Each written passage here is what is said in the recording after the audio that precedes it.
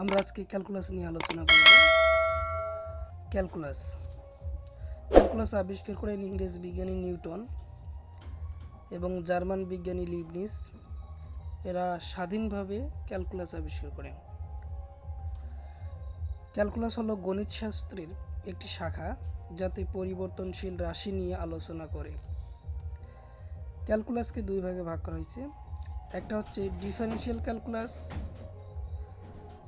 বা অন্তর্কলন ক্যালকুলাস বা ব্যবকলন ক্যালকুলাস। দুই নম্বরে হচ্ছে ইন্টিগ্রাল ক্যালকুলাস বা যোগজ ক্যালকুলাস বা সমাকলন ক্যালকুলাস। ডিফারেনশিয়াল ক্যালকুলাস, এই ক্যালকুলাসে ক্রমবর্ধমান বা ক্রম হ্রাসমান রাশি ও তাদের পরিবর্তনের হার এবং বক্ররেখার ঢাল নিয়ে আলোচনা করে। দুটি রাশির একটি ক্ষুদ্রাতিক্ষুদ্র পরিবর্তনের জন্য অন্যটির পরিবর্তন বা পরিবর্তনের হারই অন্তর্কলনের বিষয়বস্তু। এক্সাম্পল: সময়ের সাপেক্ষে কোনো বস্তুর অবস্থান পরিবর্তন। এই উদাহরণটা হচ্ছে ডিফারেনশিয়াল ক্যালকুলাসে। ইন্টিগ্রাল ক্যালকুলাস বা সমাকলন ক্যালকুলাস। এই সমাকলন ক্যালকুলাস আলোচনা করে রাশিসমূহের সংকলন বা অ্যাকুমুলেশন এবং বক্ররেখা বেষ্টিত কোনো ক্ষেত্রের অন্তর্গত ক্ষেত্রফল এবং ঘনবস্তুর আয়তন নিয়ে। এখন আমরা জানব ধ্রুবক, চলক এবং ফাংশন। ধ্রুবক বা কনস্ট্যান্ট গাণিতিক ক্রিয়ার ক্ষেত্রে যে সকল রাশি অপরিবর্তনশীল তাদেরকে ধ্রুবক বলে। এক্সাম্পল: সকল স্বাভাবিক সংখ্যা, ভগ্নাংশ, পাই এবং ইলেকট্রনের চার্জ। চলক বা ভেরিয়েবল গাণিতিক ক্রিয়ার ক্ষেত্রে যে সকল রাশি পরিবর্তনশীল অর্থাৎ বিভিন্ন মান ধারণ করতে পারে তাদেরকে চলরাশি বলে।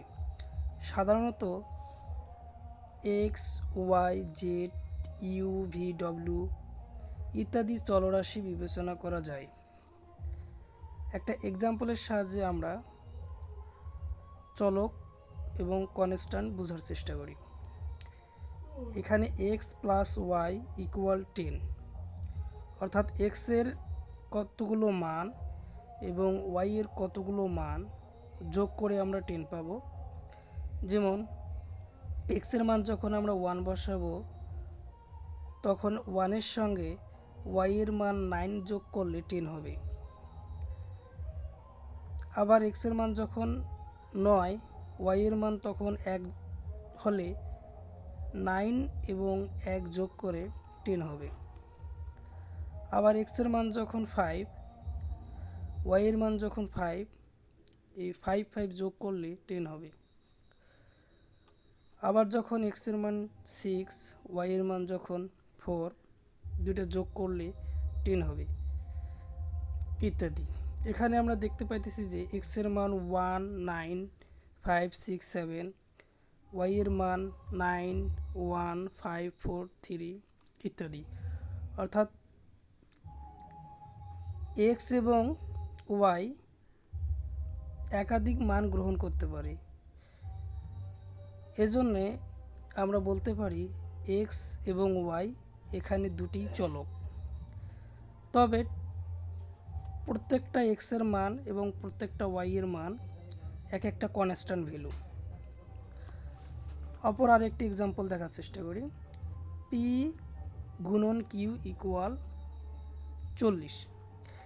পির মান যখন 5 এবং কিউয়ের মান যখন 8, দুটা গুণ করলে 40 পাই।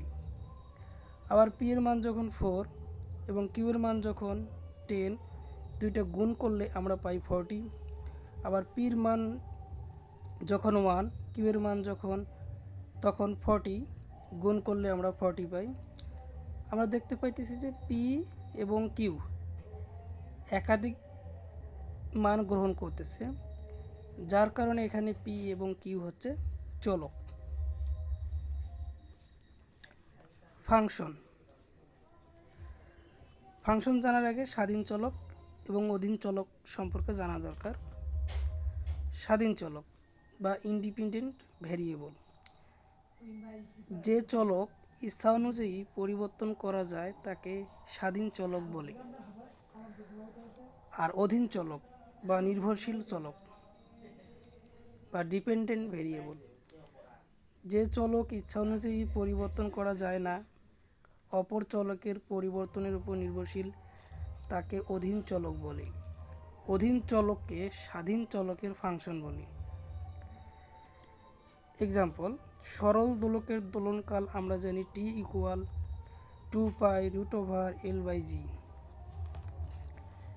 এখানে টি হচ্ছে সরল দোলকের দোলনকাল, 2 হচ্ছে একটা কনস্ট্যান্ট, পাই হচ্ছে একটা কনস্ট্যান্ট, এখানে রুট হচ্ছে একটা অপারেটর, এল হচ্ছে সরল দোলকের কার্যকরী দৈর্ঘ্য, জি হচ্ছে অভিকর্ষ ত্বরণ।